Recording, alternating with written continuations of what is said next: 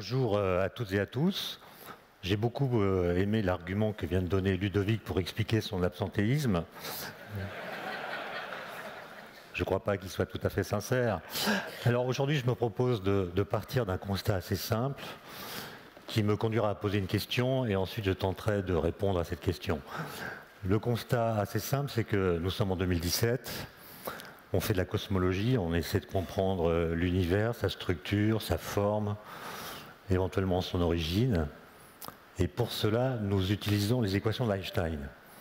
Les équations d'une théorie qu'il a élaborée en 1915, qui s'appelle la théorie de la relativité générale. Et le constat, c'est que au moment où Einstein a élaboré cette nouvelle théorie de la gravitation, on ne savait rien ou quasiment rien sur l'univers. On n'avait pas de données, on n'avait pas d'informations. Par exemple, on ne savait pas qu'il existe d'autres galaxies que la nôtre. On ne connaissait en guise d'objets célestes que les étoiles, les planètes, les comètes, peut-être les météores. On ne savait pas d'où vient que les étoiles brillent. On ne connaissait pas les forces nucléaires. Bref, on ne savait rien par rapport à aujourd'hui. Et plus d'un siècle plus tard, ce sont toujours les équations d'Einstein que nous utilisons pour faire de la cosmologie. Ce qui veut dire que ces équations ont résisté à toutes les données qui ont été recueillies par les satellites, les télescopes depuis un siècle. Et non seulement elles ont résisté à ces données, mais en plus, elles ont permis de prédire l'existence de nouvelles sortes d'objets physiques. Je pense aux trous noirs et je pense aux ondes gravitationnelles qui ont été détectées pour la première fois en 2016, un siècle après leur prédiction théorique par Albert Einstein. Et donc la question c'est, est-ce que les choses auraient pu se passer autrement? C'est-à-dire, si on avait aujourd'hui toutes les données dont nous disposons, sans avoir les équations d'Einstein, est-ce que nous pourrions, à partir de l'examen des données, retrouver les équations d'Einstein? C'est-à-dire, est-ce que ces données seraient suffisantes pour que nous puissions passer aux idées qu'Einstein a eues à propos de la gravitation?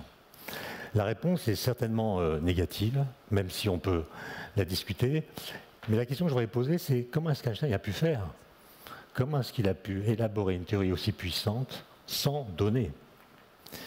Alors, quand on l'a interrogé sur cette question en 1954, un an avant sa mort, l'un de ses biographes lui a demandé, mais à votre avis, quelle est la raison pour laquelle vous avez été le premier à élaborer la théorie de la relativité? Là, il parlait de la relativité restreinte, pas la générale, mais je ne vais pas rentrer dans les détails. Et Einstein a répondu, sans doute de façon sincère, grâce à mon retard mental.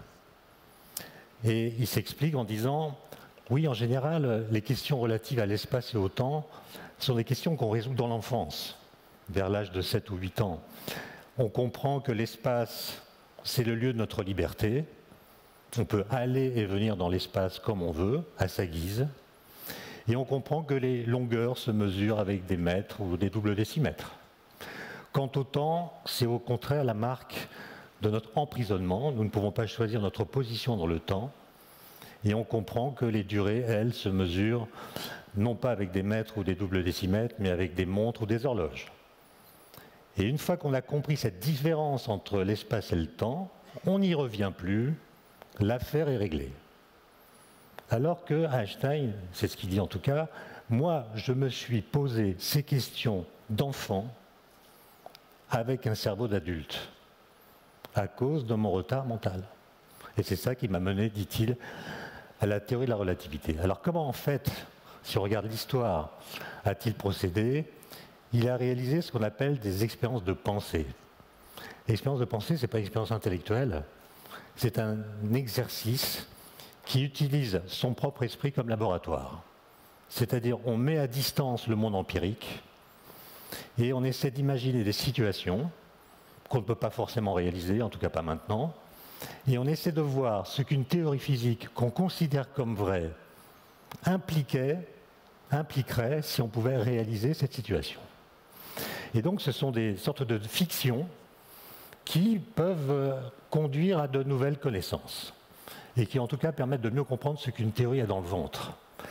Et c'est un exercice qui, depuis Galilée, a été très fécond dans la façon de faire de la physique, parce que le réel, ce n'est pas la bureaucratie des apparences. C'est-à-dire, il ne suffit pas d'observer pour comprendre. Vous savez qu'un des sujets de bac qui a été proposé cette année aux classes littéraires était « Observer suffit-il pour comprendre ?» La réponse est très simple, c'est non. 20 sur 20. Alors, je vais vous dire en quelques minutes quelles ont été les grandes étapes du raisonnement d'Einstein qui l'ont conduit à la théorie de la relativité générale. Alors, ça commence en 1895. Einstein a 15 ans. Il est élève en classe de première dans un lycée de Munich. Et ça ne va pas du tout, parce que la discipline est militaire. Les élèves n'ont pas le droit de poser de questions. Il y a une discipline vraiment martiale. Et Einstein, pour des raisons que vous imaginez, ne supporte pas cela. Il fait une dépression nerveuse. Et alors que ses parents sont installés en Italie, parce que son père a monté une petite usine d'appareils électriques du côté de Milan, Einstein, sans prévenir ses parents, décide d'arrêter ses études. Il démissionne du lycée, prend un train, rejoint ses parents et leur annonce, ils sont effrayés d'ailleurs par cela, qu'il ne remettra plus jamais les pieds dans une classe d'école. Et pendant une année, il va faire des randonnées, jouer de la musique, mais étudier quand même en autodidacte toutes sortes de questions. Et il apprend que finalement, il pourrait faire des études à Zurich, où la discipline est différente, parce qu'il y a une école polytechnique à laquelle on peut concourir sans avoir le bac. Donc il va se préparer comme ça en autodidacte, et alors qu'il n'a que 15 ans, il va écrire une lettre de 5 pages à l'un de ses oncles, dans laquelle il explique quelles seront les questions qui l'intéresseront toute sa vie. Et toutes ces questions portent sur la lumière. De quoi est-elle faite? Comment se propage-t-elle dans l'espace? Vous savez, à l'époque, on pense que la lumière se propage dans l'espace en faisant vibrer un milieu particulier qui la porte et qu'on appelle l'éther luminifère, l'éther qui porte la lumière. Et Einstein se demande si on mettait un champ magnétique, est-ce que ça ne déformerait pas l'éther de telle sorte que la vitesse de la lumière serait modifiée? Et dans cette lettre très courte, il pose une question incroyable, qui est une sorte d'expérience de pensée. Il dit, une question d'enfant en fait, c'est-à-dire si votre enfant vient vous poser la question, vous allez lui dire, va jouer. Hein? Alors la question est la suivante, que se passerait-il, vous voyez c'est toujours un truc contrefactuel, que se passerait-il si? Que se passerait-il si la lumière était capable d'émettre de la lumière? Quelle serait la vitesse de la lumière émise par la lumière? On sait que les vitesses s'ajoutent. Quand vous marchez sur un tapis roulant, votre vitesse par rapport au sol immobile, c'est la vitesse du tapis roulant plus votre vitesse sur le tapis roulant. Et donc si la lumière émet de la lumière émise ira à une vitesse qui est 2 fois la vitesse de la lumière. Mais si la lumière émise émet à son tour de la lumière, quelle sera la vitesse de la lumière émise par la lumière émise? 3 fois la vitesse de la lumière, puis 4, puis 5, puis 6.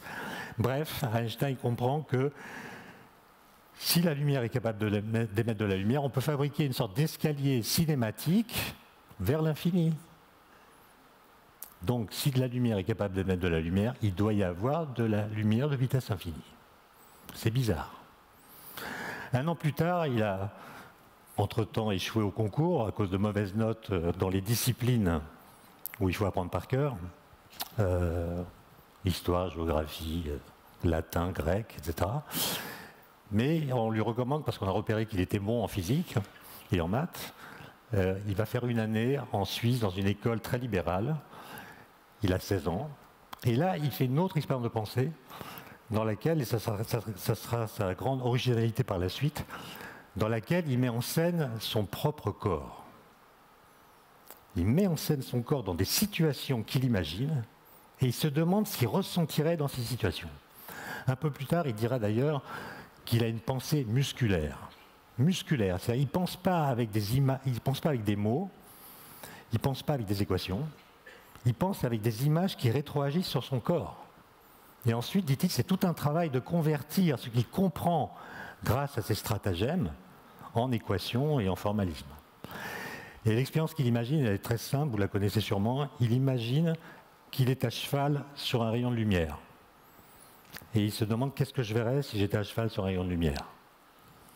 À l'époque, on pense que la lumière est faite d'ondes électromagnétiques. Donc s'il est à cheval sur un rayon de lumière, il est à cheval sur une onde électromagnétique. Donc il est exactement comme un surfeur qui avance sur la crête d'une vague au bord de la mer. Si vous êtes un surfeur, la vague qui est devant vous est immobile par rapport à vous. La vague qui est derrière vous est immobile par rapport à vous. Donc si vous êtes dans cette situation, les vagues qui vous entourent forment un système d'ondes stationnaires, sont immobiles.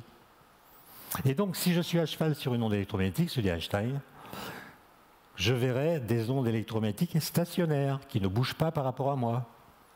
Or, à l'âge de 16 ans, parce qu'il est autodidacte, il avait lu beaucoup de livres, il savait qu'il n'existe pas de solution stationnaire des équations de Maxwell qui décrivent la propagation de la lumière. Et donc la question qu'il se pose, c'est, il a 16 ans, est-ce que la situation que j'ai imaginée est une situation impossible, ou est-ce que les équations qui disent qu'elle est impossible sont fausses? Et donc il va réfléchir pendant des années là-dessus. Oui, Einstein disait, je travaille pas vite, je travaille lentement, mais je travaille tout le temps. Il disait aussi d'ailleurs une phrase plus énigmatique, il disait « Je dors pas beaucoup, mais je dors vite ». J'ai jamais bien compris ce que ça voulait dire. Hein. Mais 10 ans plus tard, en 1905, alors qu'il a fait ses études d'ingénieur à Zurich, qu'il n'a pas trouvé de poste à l'université, parce qu'aucun professeur n'a écrit de lettres de recommandation pour lui, non pas parce qu'il a des mauvais résultats, mais parce qu'il avait un comportement, une façon de poser les questions qui agaçait. Donc il est ingénieur à l'Office fédéral de la propriété intellectuelle de Berne. Il n'a aucun contact avec le monde universitaire, aucun contact avec le monde académique. Il a 26 ans. Et comme vous le savez, il va publier 5 articles extraordinaires sur 5 sujets différents. Et sur chacun de ces sujets, il apporte la révolution. Entre le mois de mars 1905 et le mois de septembre 1905, date à laquelle il publie l'équation E égale MC2 que vous connaissez. Et dans l'article de juin, qui est l'article sur la relativité restreinte, en fait, il répond aux 2 questions de son adolescence en disant que la vitesse de la lumière est un absolu. Quelle serait la vitesse de la lumière émise par la lumière si la lumière émettait de la lumière? Réponse, la vitesse de la lumière. Pourquoi? Parce que la lumière va à la vitesse de la lumière. Quelle que soit la vitesse de sa source, quelle que soit la vitesse de l'observateur qui vient la mesurer. Qu'est-ce que je verrais si j'étais à cheval sur un rayon lumineux? Mauvaise question. Pourquoi? Parce que la lumière va à la vitesse de la lumière. Donc, il n'est pas possible, quelle que soit ma vitesse dans l'espace, d'être immobile par rapport à la lumière. Elle va toujours à la vitesse de la lumière, quelle que soit ma vitesse, elle est toujours en mouvement par rapport à moi. Et donc l'expérience de pensée que j'ai imaginée est une expérience impossible. Et dans cet article, que je vous recommande de lire, parce que contrairement aux autres, il est assez facile, c'est vraiment des questions d'enfant auxquelles il répond avec un cerveau einsteinien, donc pas n'importe lequel, mais la façon de poser les questions est extraordinaire. Dans cet article qui est publié dans la plus grande revue allemande, il pose des questions incroyables. À la page 2, il dit « Qu'est-ce que je veux dire quand je dis qu'un train arrive à 7 heures à la gare ?» Et il répond « Je veux dire que la petite aiguille de ma montre pointe sur le 7 au moment où le train arrive à quai. » Merci, monsieur Einstein, grâce à vous. Et là, je parle. C'est Planck et des gens comme lui qui lisent les articles. Hein. Planck apprend qu'un jeune homme de 26 ans a compris ce que veut dire lire l'heure. Mais il continue. Il a de la suite dans les idées. Ce qui est mieux que d'avoir des idées dans la suite. Hein. Il pose la question, qu'est-ce de Lyon, je parle de celle qui est à Paris, si je suis à Marseille. Étant à Marseille, comment je sais qu'un train arrive à 7 heures à la gare de Lyon? Il me faut une information. Combien de temps ça prend? S'il est 7 heures à Marseille, est-ce qu'il est vraiment 7 heures à Paris? Et comment je fais pour le savoir? Donc déjà, la notion de simultanéité à distance devient problématique. Puis troisième question, qu'est-ce que je veux dire quand un train arrive à 7 heures à la gare si moi-même je suis en déplacement par rapport à la gare? Et là, tout le monde est mort. D'accord?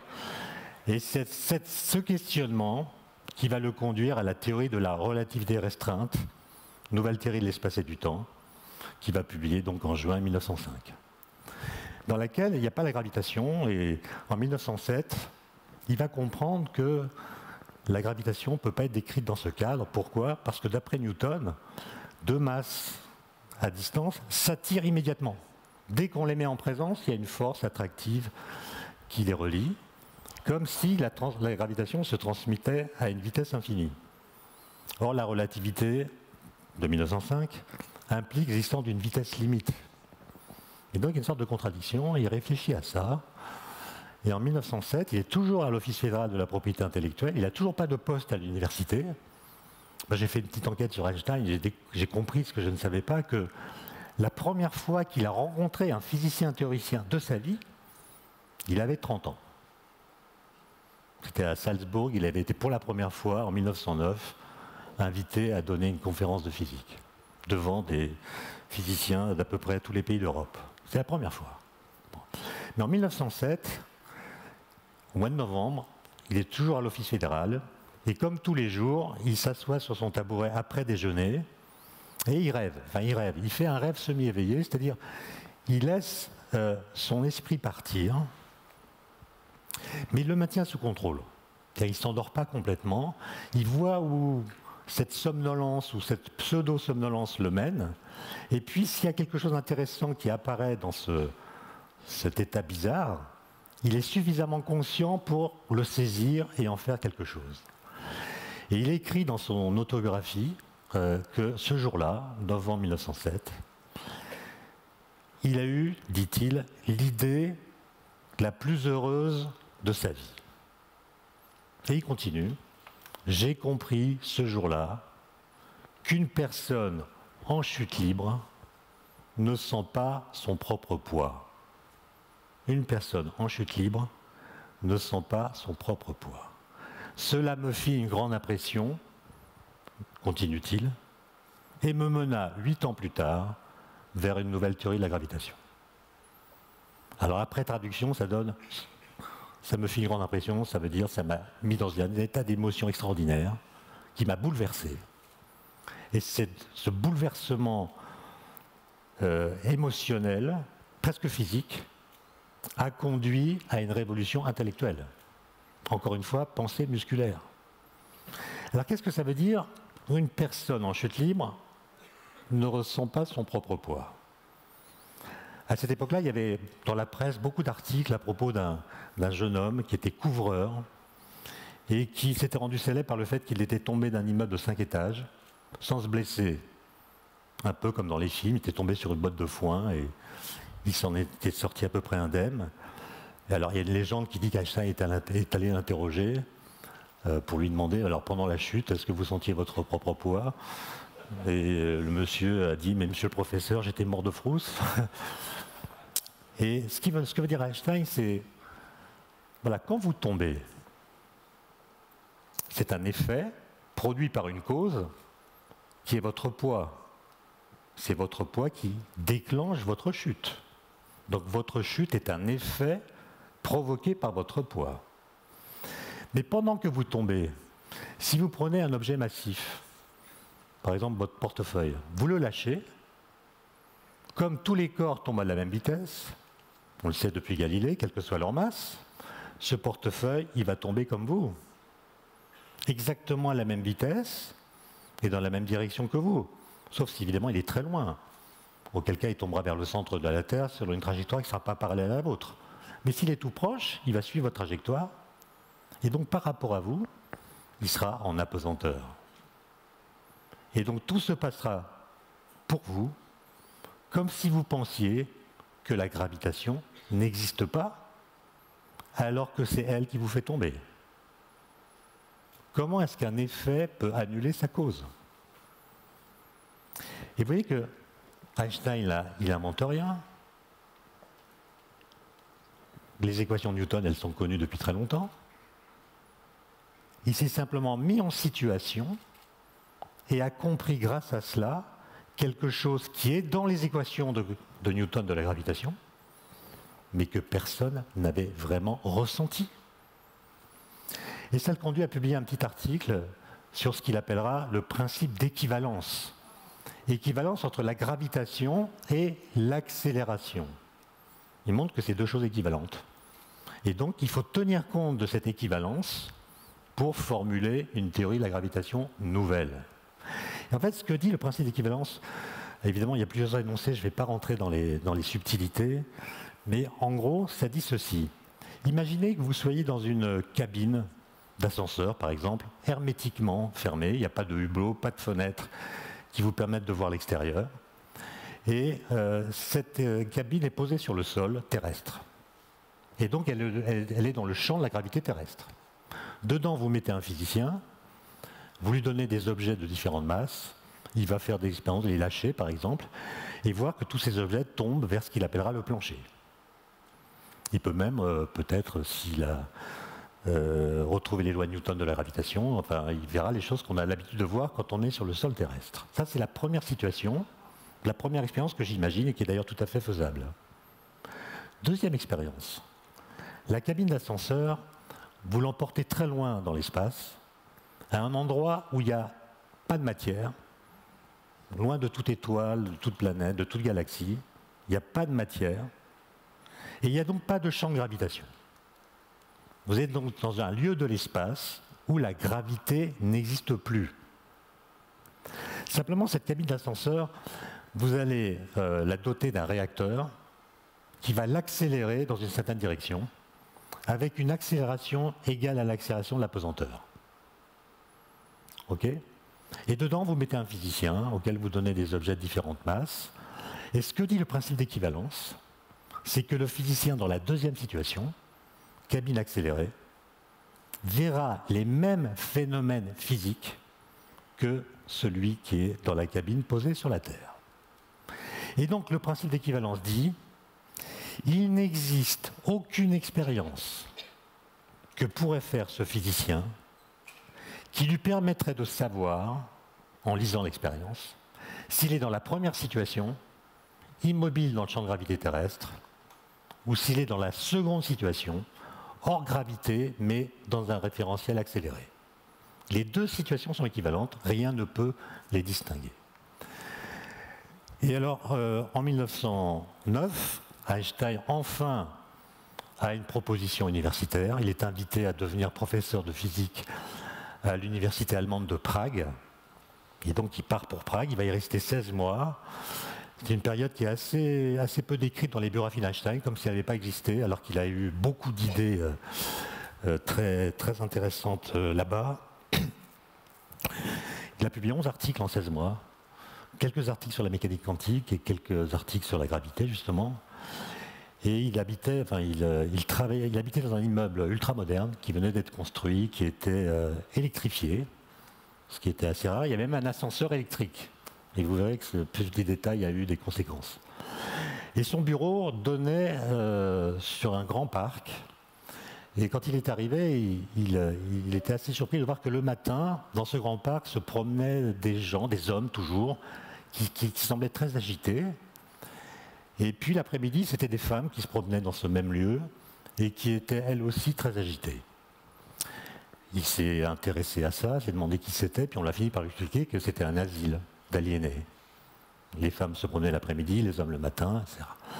Et d'ailleurs, quand l'un de ses biographes, Philippe Franck, est venu lui rendre visite à Prague, il lui a parlé de cette situation et il lui a dit « Ce sont les seuls fous que je connaisse qui ne s'occupent pas de physique quantique. » Parce qu'à l'époque, la physique quantique commençait à le perturber sérieusement, la dualité en corpuscules, et c'est pour ça qu'il s'intéressait à la gravitation. C'était pour échapper au tourment de la physique quantique. Et alors, en 1911, alors qu'il est à Prague, il va faire une expérience de pensée absolument incroyable, dans laquelle, là encore, il met en scène son corps. Alors, quelle est cette mise en scène? Il imagine qu'il est dans un ascenseur, analogue à celui que j'ai décrit tout à l'heure, il n'y a rien qui permet de voir l'extérieur. Et cet ascenseur est dans la deuxième situation que j'ai décrite, c'est-à-dire qu'il est accéléré dans une certaine direction. OK ? Et Einstein est dans l'ascenseur. Et puis, il va décider de faire une petite expérience dans laquelle un faisceau lumineux va entrer par un trou dans la paroi de gauche, disons, à ma gauche, et ce faisceau va entrer dans la cabine parallèlement au plancher de l'ascenseur. Mais comme l'ascenseur est accéléré et que la vitesse de la lumière n'est pas infinie, la lumière va mettre un certain temps pour parcourir la longueur de l'ascenseur. Pendant ce temps, la cabine qui est accélérée va s'élever. Et comme elle s'élève, le point d'impact de la lumière qui est entrée par la gauche sur la paroi de droite ne sera pas en vis-à-vis. Et donc moi qui suis dans l'ascenseur, je vois de la lumière qui est courbée. Okay ? Elle est courbée par l'accélération de ma cabine. Évidemment, Einstein qui comprend ça, là encore, n'invente rien. Il tient compte d'un effet cinématique lié à l'accélération que n'importe qui peut comprendre. Et d'ailleurs, certainement, des gens avaient déjà imaginé cette situation. Mais Einstein, qui a de la suite dans les idées, principe d'équivalence. Principe d'équivalence. Qu'est-ce qu'il dit ? Je suis dans la cabine accélérée, je vois de la lumière courbée par l'accélération, mais il n'y a aucune expérience de physique que je puisse faire qui me permette de savoir si je suis dans cette situation ou dans celle d'un ascenseur posé sur le sol. Donc, si ma cabine était posée sur le sol dans le champ de gravitation, la lumière serait courbée. Par quoi ? Pas par l'accélération, il n'y en a plus. Par la gravitation. Donc, la lumière, bien qu'elle n'ait pas de masse, subit la gravitation et est déviée par la gravitation. Aucun calcul. Tout cela s'appuie sur la théorie Newton, qui n'est pas encore révolutionnée, mais dont Einstein a tiré les conséquences ultimes grâce à des expériences de pensée. Donc la lumière est courbée par la gravitation. Alors Einstein se demande comment on peut vérifier ça. Avec des ascenseurs, ça va être difficile. Hein. La vitesse de la lumière est trop grande pour qu'on puisse mesurer des effets ou voir des effets dans un espace aussi restreint. Et en discutant avec les astronomes, il se rend compte que la seule façon de voir ça, c'est d'attendre une éclipse totale du Soleil. Parce que quand il y a une éclipse totale du Soleil, bon, en règle générale, le Soleil nous aveugle. Hein. Donc on ne peut pas voir les étoiles fixes qui sont dans sa direction, on est aveuglé. Par contre, quand il y a une éclipse totale, la Lune s'intercale entre la Terre et le Soleil ne nous aveugle plus, et donc on peut voir les étoiles beaucoup plus lointaines fixes qui sont dans la direction du Soleil. Et si la lumière est déviée par le Soleil, par la gravité, alors elle va avoir une trajectoire courbée par la présence du Soleil, de sorte que nous verrons les étoiles fixes qui envoient cette lumière à une position différente de la position qu'elles ont quand le Soleil n'est pas là. Et donc, Einstein se dit, si je compare la position des étoiles fixes selon que le Soleil est sur la trajectoire ou selon qu'il n'y est pas, je pourrais voir si la lumière émise par ces étoiles fixes est courbée ou non par le Soleil. Il y a un jeune astronome allemand qui s'appelle Freundlich, qui est à côté de Berlin, dans un laboratoire qui s'appelle Potsdam, qui entend parler de ça, qui monte une expédition parce qu'une éclipse totale du Soleil est prévue le 21 août 1914. Où est-ce qu'elle sera complètement visible ? En Crimée. Donc il monte une expédition en Crimée, mais le 21 août 1914, pour aller en Crimée, c'est pas un bon choix dans la date, comme dirait l'autre. Hein. Donc ils sont arrêtés par les soldats du tsar, mis en prison, le matériel est confisqué, la mesure n'est pas faite. Et heureusement, parce qu'à cette époque-là, les calculs d'Einstein donnant la prédiction de la déviation de la lumière par le Soleil étaient faux d'un facteur 2. Parce qu'Einstein n'avait pas les bonnes équations. Et donc si on avait fait la mesure, elle n'aurait pas confirmé la prédiction d'Einstein. Et en fait, c'est une longue histoire, mais en fait à Prague, Einstein comprend qu'il ne pourra pas s'en sortir pour faire cette nouvelle théorie de la gravitation avec un espace-temps classique qu'on appelle de Minkowski l'espace-temps de la relativité restreinte, non courbé. Il va falloir des nouvelles géométries, qu'on appelle des géométries non euclidiennes. Il les connaît mal, mais il sait qu'il a parmi ses amis un très bon camarade qui s'appelle Marcel Grossmann, qui était avec lui au Polytechnicum de Zurich.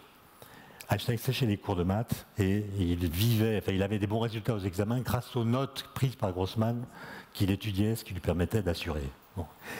Et Grossmann connaît bien les géométries non euclidiennes et Einstein va démissionner de son poste de Prague pour rejoindre Grossmann à Zurich et commencer à travailler avec lui sur les bonnes équations dans un espace-temps courbé.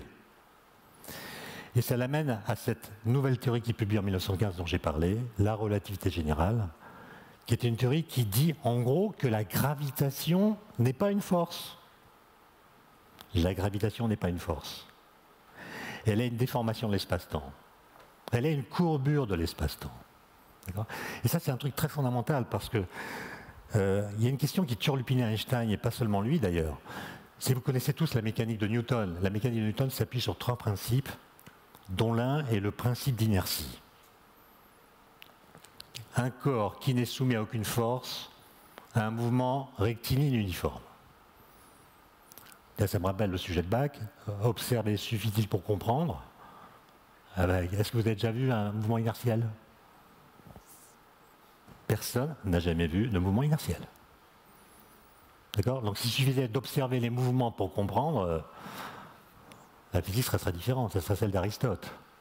Le mouvement inertiel est un mouvement que personne n'a jamais observé. Alors du temps de Newton, on pouvait se dire, mais si je vais très loin dans l'espace, il n'y a plus de gravité, donc les corps ne subissent pas la gravitation. Donc ils sont sans force, donc le mouvement inertiel est actuel quelque part. Mais Einstein, il sait qu'il y a de la masse partout, et donc il n'y a pas d'endroit où il n'y a pas de gravitation. Et donc il n'y a pas d'endroit où le principe inertiel soit actuel. Et il se dit, il y a 2 solutions. Soit j'accepte une physique qui est bâtie sur du sable, c'est-à-dire sur un principe que je ne peux jamais expérimenter, parce qu'il y a des frottements partout, ou bien il y a des forces qui s'exercent partout, ou bien je démontre que la gravitation n'est pas une force. Et c'est ça qu'il va démontrer. La gravitation n'est pas une force. Et donc les corps qui subissent la gravitation ne subissent pas de force, donc ils ont un mouvement inertiel. Donc ils vont en ligne droite. Alors pourquoi est-ce que nous, on ne les voit pas aller en ligne droite? La Terre autour du Soleil n'a pas une trajectoire rectiligne. Elle a une trajectoire elliptique. Pourquoi c'est courbé? Parce que dans un espace courbe, les lignes droites sont curvilignes. D'accord? Donc c'est la courbure de l'espace-temps qui fait que ces objets ont une trajectoire curviligne alors qu'ils ont un mouvement inertiel. C'est ça la révolution d'Einstein. Évidemment, les expériences de pensée que j'ai présentées ce matin sont assez simples à comprendre. Après, c'est tout un travail de les transformer en équations. Et les équations d'Einstein sont des équations infernales, non linéaires. C'est l'enfer, c'est du calcul tensoriel. Mais vous voyez que l'origine du questionnement est une façon d'interroger à la fois le réel et ce qu'on sait du réel, qui est tout à fait simple et tout à fait original. Et l'origine d'Einstein, c'est d'avoir enfilé les questions d'une façon très cohérente, sans jamais faire d'impasse. Je pose une question, je réponds. Ma réponse implique d'autres questions, j'y réponds. Et si je dois faire le ménage dans les concepts et les théories, je le fais. Et pour finir, je voudrais vous livrer une petite anecdote, enfin une anagramme, qui sera la morale de l'histoire. Je pense que vous savez ce que c'est qu'une anagramme. On prend un mot et on permute les lettres et on voit ce que ça donne. Ou même plusieurs mots, c'est encore plus fort. Par exemple, on prend carpe diem, proverbe latin, carpe diem, on bricole un peu, ça donne ça déprime. Bon. Eh bien, si vous prenez la courbure de l'espace-temps, qui est l'ingrédient de base de la théorie d'Einstein, ça donne une anagramme intéressante, ça donne le superbe spectacle de l'amour. Je vous laisse réfléchir là-dessus.